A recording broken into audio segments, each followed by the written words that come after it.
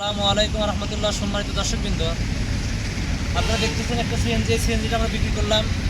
আমাদের বড় ভাই প্রবাস থেকে আসছে, সৌদি প্রবাসী। উনি প্রবাস থেকে এসে আমাদের ভিডিও দেখে, গাড়ি দেখে উনি পছন্দ করে গাড়িটা ক্রয় করলেন।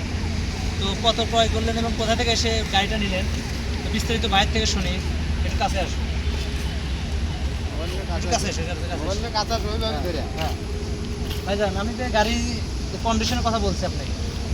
ইঞ্জিন ভালো এবং ডবল বোতল, কাগজপাতি সব ওকে, সব তো পাইছেন ইনশাল্লাহ?